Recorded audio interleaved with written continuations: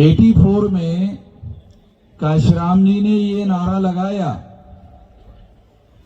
Vote हमारा राज तुम्हारा, नहीं चलेगा नहीं चलेगा नहीं चलेगा। ये काशीराम जी ने नारा लगाया था। तब भारत का जो शासक वर्ग था उनको ये लगा कि जो लोग शासक चुनने का काम करते थे और दूसरे ही लोगों को शासक चुनते थे, अब कहने लगे वोट हमारा राज तुम्हारा, नहीं चलेगा नहीं चलेगा। तो अब ये लोग अपना शासन बनाना चाहते हैं, अपना शासक बनाना चाहते हैं, शासन बनाना चाहते हैं, अपना राज बनाना चाहते हैं। आप लोगों को याद है या नहीं है मालूम नहीं कि 84 को 14 अप्रैल 84 को काशीराम जी ने बहुजन समाज पार्टी बनाई और 81 में 6 दिसंबर 81 को उन्होंने एक संगठन बनाया था DS4। कुछ लोगों को जानकारी होगी, कुछ लोगों को जानकारी नहीं होगी। हम तो इस आंदोलन में शुरू से संघर्ष में शामिल होते रहे। तो DS4 के द्वारा भी चुनाव लड़ा गया था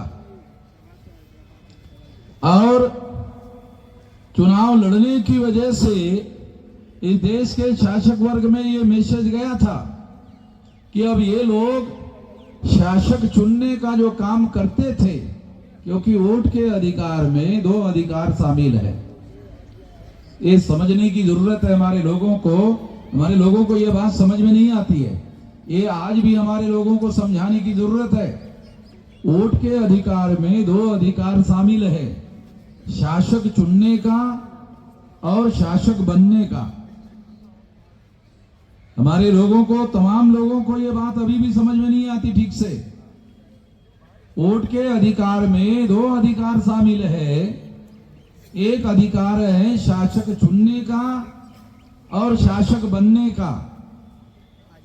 तो हमारे लोगों की औकात 84 तक, हमारे लोगों की जो औकात थी, मूल निवासी बहुजनों की औकात थी कि वो वोट के अधिकार का उपयोग शासक चुनने के लिए करते थे और ये मानते थे कि शासक बनना हमारा काम नहीं। हमारे लोग ऐसा मानते थे कि शासक बनना हमारा काम नहीं है, इसलिए वो शासक चुनने का ही काम करते थे और दूसरों में से शासक चुनते थे।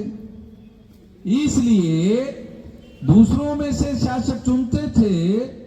तो जब उन्होंने 84 में बहुजन समाज पार्टी काशीराम जी के द्वारा बनाकर देखी और उन्होंने नारा लगाया, वोट हमारा राज तुम्हारा, नहीं चलेगा नहीं चलेगा, तब लोगों को लगा, शासक वर्ग को लगा कि अब ये शासक चुनना नहीं चाहते हैं, शासक बनना चाहते हैं। शासक चुनना नहीं, शासक बनना चाहते हैं। तो ये अभियान काशीराम जी के द्वारा शुरू किया गया था और इस वजह से 84 में जब ये बात सामने आई तो ईवीएम मशीन लाने का काम शुरू हुआ। ये थोड़ा बैकग्राउंड में आप लोगों को समझा रहा हूं कि ईवीएम मशीन अपने आप नहीं आई।